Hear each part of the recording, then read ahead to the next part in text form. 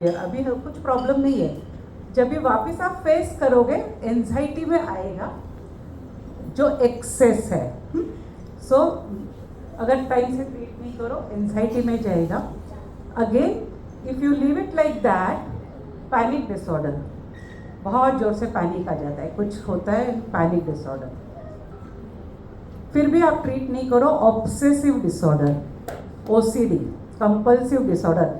भगवान के 4 बार पैर पढ़ लेता हूँ पास हो जाऊँगा, ब्लैक ड्रेस पहन के जाता हूँ शायद पेपर अच्छा होएगा, कंटिन्यूस एक ही चीज़ों के पीछे पढ़ना, ओसीडी। इसके बावजूद भी एंजाइटी मुझे बहुत भारी पड़ रही है, डिसोसिएशन, आप डिसोसिएट हो जाते हो। It's a bit deeper psychology that will not go there, just understand the process. छोटा सा केस लेंगे। सो ये लेडी आई, 30-35 ईयर्स ओल्ड लेडी, IBS के लिए आई थी, irritable bowel syndrome. We all known है IBS, it's because of stress, बराबर। Most of the illnesses are because of stress, पर इधर अभी तक दूसरा एलोपैथिक में रीज़न नहीं मिला है, तो अभी तक ये वहाँ पे बैठा हुआ है कि ये इट्स बिकॉज ऑफ स्ट्रेस। तो सारे स्टमक कंप्लेंट्स उन्होंने बताया, सब हुआ, बहुत ज़्यादा डिफ़िकल्टी था। और बिकॉज ऑफ स्टमक कंप्लेंट हमेशा एक फियर लगा हुआ रहता था कि मैं बाहर जाऊँ और अगर मुझे मोशन का अर्ज आ जाए और टॉयलेट नहीं हो तो मैं क्या करूँगी। अब वो फियर बढ़ते जाए, अब घर के अंदर रह गए, अब घर के बाहर निकलना बंद कर दिया। See how process is going. Case detail में गया, आगे आगे गया। अब हर चीज़ का ही डर लगे, अगर हस्बैंड का ट्रांसफ़र हो गया मैं कैसा कोप करूँगी, वहाँ तो कोई नहीं रहेगा हेल्प करने को।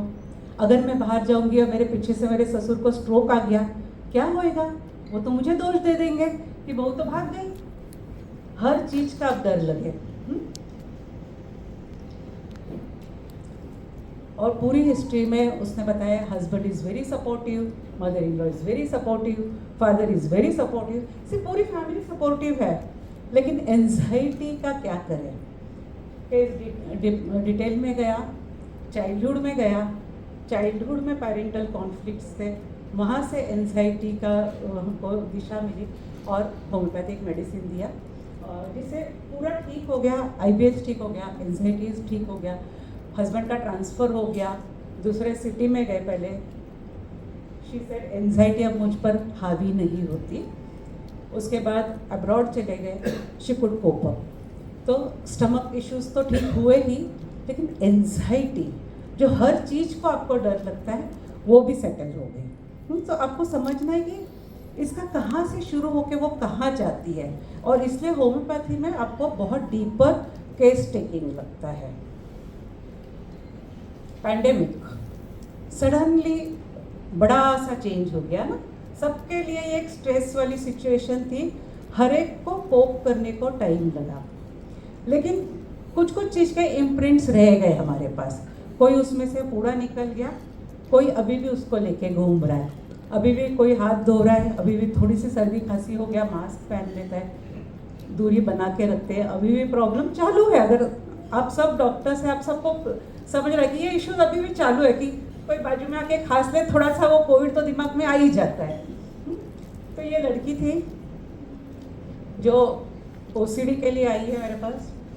हिस्ट्री गया, बहुत ज़्यादा एग्ज़ाम प्रेशर, टेंशन बहुत चल रहा है, और इशू चालू हुआ लॉकडाउन के टाइम। उसके पहले तक अच्छा परफॉर्मेंस था, सब था, और OCD की वजह से सब इश्यूज चालू हो गया और बहुत बढ़ते गया। और फिर हिस्ट्री जब डिटेल में गया तब मालूम पड़ा कि father was struggling with his work और he was struggling with his studies, और then he became very strict father.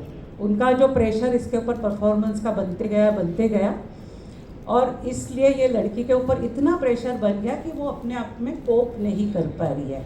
और उसके बाद फिर पेरेंट्स को काउंसलिंग किया, पेरेंट्स के साथ बैठे, बच्चे के साथ बैठे, ट्रीटमेंट चालू किया, और देखो कितना प्रॉब्लम होता है। एंजाइटी, OCD, ये मेंस्ट्रुअल इरेगुलरिटी एलर्जी, पीसीओडी हो गया उसके बाद, और काफ़ी एलर्जिक इश्यूज हो गए। सारा एक बार डिटेल में केस लिया, पेरेंट्स को समझाया, दवाइयाँ ली, सारा सेटल हो गया। Patient is still under treatment, OCD is under control.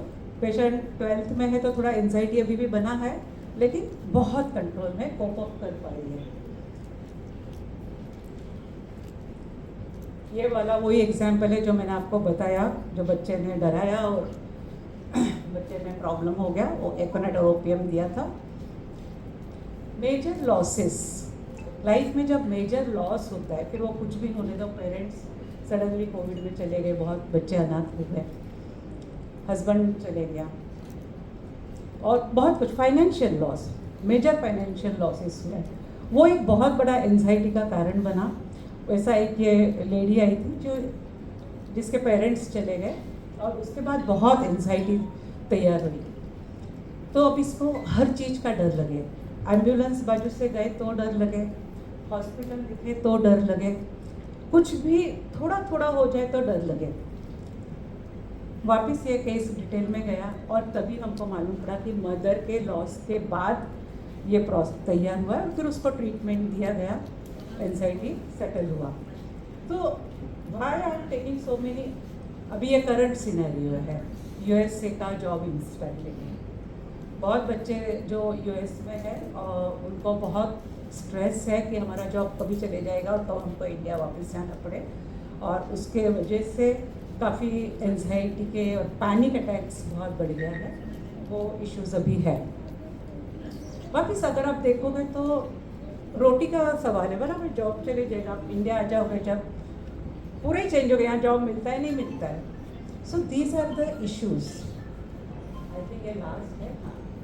So these are the issues, आपको देखना है कि एंजाइटी कहाँ से जनरेट हुई है, क्यों जनरेट हुई है, और सिम्टम्स क्या आ रहा है, और वो हिसाब से इसको ट्रीटमेंट दिया जाता है।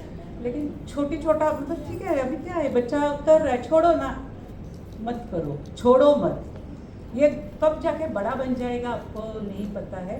तो at least be attentive of the problem, उतना है। बच्चा ये भी कर सकता है, ओवरकम भी कर सकता है, और नहीं भी करे, बट थोड़ा सा जागरूक रहो कि क्या चल रहा है। That's all, thank you.